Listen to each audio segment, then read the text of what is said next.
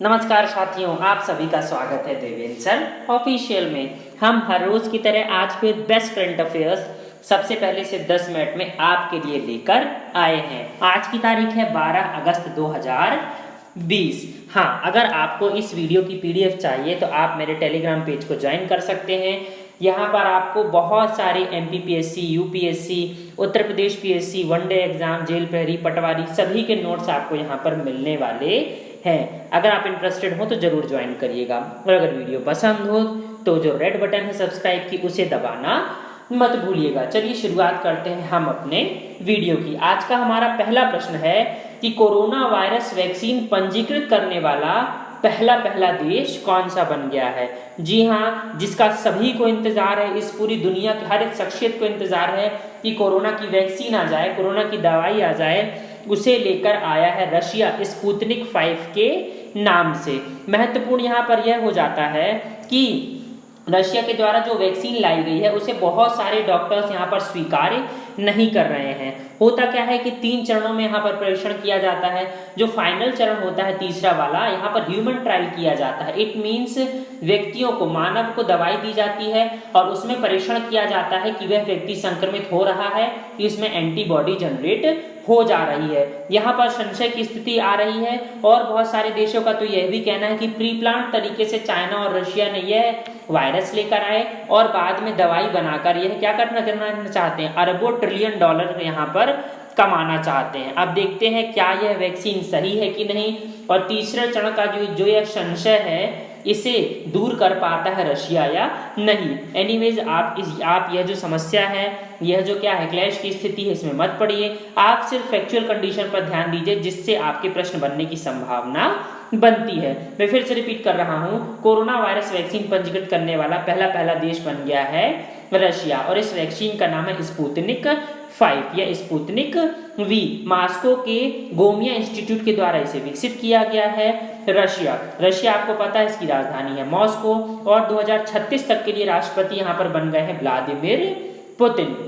आप देख सकते हैं स्पुतनिक वी या स्पुतनिक 5 क्या भाई, वैक्सीन को। आपको मासो के बारे में एक फैक्ट हमेशा पता होना चाहिए कि यह दुनिया का सबसे बड़ा देश है। आप देख सकते हैं एक इतना बड़ा देश है जो अकेले दो महाद्वीपों का आधा एरिया घेर लेता है। आप देख सकते हैं एशिया का भी बहुत बड़ा भाग रशिया ने छेद कर रखा है और यूरोप का भी लगभग आधा भाग यहाँ पर क्या है, रूस ही कहलाता है। अगला प्रश्न देखिए, रक्षा मंत्रालय के द्वारा कितनी वस्तुओं की एक सूची जारी की गई है जिसके आयात पर इन फ्यूचर में प्रतिबंध लगाया जाएगा। तो 100 से भी अधिक वस्तुओं को यहाँ पर सामने रखा गया भारतीय डिफेंस मिनिस्ट्री के द्वारा।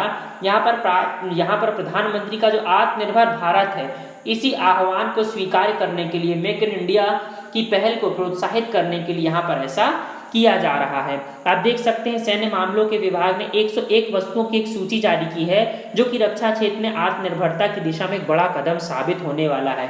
यहाँ पर इंस्टेंट कोई भी बात नहीं की जा रही है। आने वाले 5 से 7 वर्षों में यह क्या करने वाला है, आप देख सकते हैं 4 लाख करोड़ रुपए के यहाँ पर अनुबंध भारत सरकार करने वाली है। तो आप समझ सकते हैं इस 4 लाख करोड़ रुपए के इतने बड़े पैकेज को साथ ही साथ 101 वस्तुओं में, याद रखिएगा छोटी मोटी चीजें नहीं है। यहाँ पर आपके LAC मतलब लाइट कॉम्पैक्ट एयरक्राफ्ट भी हैं, यहाँ पर कुछ हेलीकॉप्टर्स भी हैं, यहाँ पर जो परंपरागत फ्यूल से चलती सबमरीन, इट मीन्स जो डीजल की सबमरीन्स होती हैं उन्हें भी यहाँ पर शामिल किया गया है।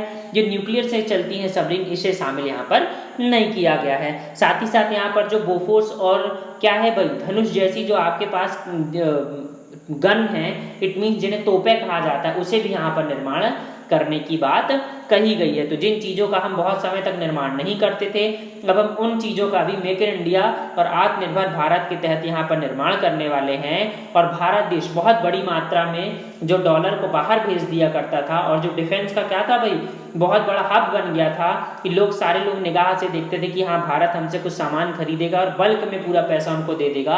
अब यह आगे नहीं चलने वाला है। भारत देश के रक्षा मंत्री हैं लखनऊ से सांसद राजनाथ सिंह। आप देख सकते हैं इसमें कितनी बड़ी बड़ी चीज़ों की बात की गई है। असाल्ट राइफल, सोनार सिस्टम, जी हाँ सोनार सिस्टम, हल्के लड़ाकू विमान, रडार और भी बहुत सारी चीज़ें जो यहाँ पर भारत सरकार अब खुद ही निर्माण करने वाली है। रक्षा मंत्री महोदय को आप सामने देख सकते हैं। अगला प्रश्न देखिए, विशाखापट्टनम में एक IT कंपनी स्थापित करने के लिए आंध्र प्रदेश सरकार के साथ किसने एक समझौते ज्ञापन पर हस्ताक्षर किए हैं? तो बोस्टन समूह विशाखापट्टनम, आपको पता है आंध्र प्रदेश में पड़ता है, वहां पर एक आईटी का क्या है, आईटी हब, आईटी कंपनी स्थापित करने जा रहा है। यहाँ पर एमओयू के अंतर्गत राज्य में स्थापित की जाने वाली नई नई आईटी कंपनी से आईटी क्षेत्र में 250 से अधिक नौकरियों के पैदा होने की यहाँ पर उम्मीद जताई जा रही है। बोस्टन समूह के अध्यक्ष शुभू कोटा। आंध्र प्रदेश के हाल फिलहाल में मुख्यमंत्री है वाईएसआर जगनमोहन रेड्डी। 3 राजधानियों की भी बात यहाँ पर की जा रही है, आंध्र प्रदेश सरकार के द्वारा, देखते हैं सफल होती है कि नहीं। इसके अलावा पहला ऐसा राज्य है जिसने 5 उप मुख्यमंत्री रखे हैं। जी हाँ, आप सही सुन रहे हैं, 5 उप मुख्यमंत्री हैं आंध्र प्रदेश की सरकार में। इसके अलावा भाषा के आधार पर भी गठित होने वाला है पहला भारत देश का राज्य था आंध्र प्रदेश। जिसके हाल फिलहाल में राज्यपाल है विश्वभूषण हरिचंद्रन। आप देख सकते हैं तेलंगाना के टूटने के बाद बिल्कुल छोटे ही अब स्थिति इसकी बची है। अगला प्रश्न देखिए, 70th एनिवर्सरी ग्रांड प्रिक्स किसके नाम क्या है भाई रही या किसने जीत ली? तो मैक्स वेस्टस्टेपेन ने यहाँ पर जीत ली है, रेड बुल के रेसर हैं, इन्होंने ये क्या है भाई 70th एनिवर्सरी ग्रांड प्रिक्स जीत ली है। दूसरे नंबर पर है लुइस हैमिल्टन मर्सिडीज के रेसर, तीसरे नंबर पर है वोल्टेरी बोटास। 2012 के बाद सिल्वर स्टोन पर रेड बुल ने की ये पहली जीत यहाँ पर देखने को मिल रही है। आप विजेता महोदय को सामने देख सकते हैं। आपको याद हुआ कुछ दिन पहले ही हंगरी के हंगेरियन F1 ग्रांड प्रिक्स 2020 को लुइस हैमिल्टन ने जीता था।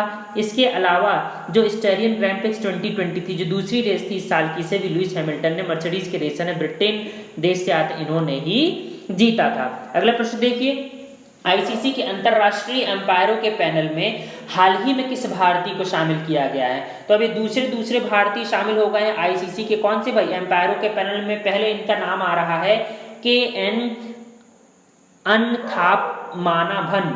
आप देख सकते हैं, आप सिर्फ KN से ही याद रखिए या आप ऐसे भी याद रख सकते हैं कि पद्मनाभन, ठीक है, सीधा KN अनंता पद्मनाभन। केरल के लिए इन्होंने 105 फर्स्ट क्लास और 54 लिस्ट ए के गेम्स खेले हुए हैं, जिसमें 350 और 87 यहाँ पर क्या है भाई इन्होंने विकेट लिए हैं। अति महत्वपूर्ण हो जाता है यहाँ पर, आप देख सकते हैं जो नए एम्पायर के पैनल शामिल, जो क्या है भाई पैनल है, एलीट पैनल है एम्पायरों का, इसमें शामिल हुए हैं। इसके अलावा आपको याद होगा कुछ दिन पहले ही नितिन मेनन को भी यहाँ पर 2020 और 21 के लिए शामिल किया गया था।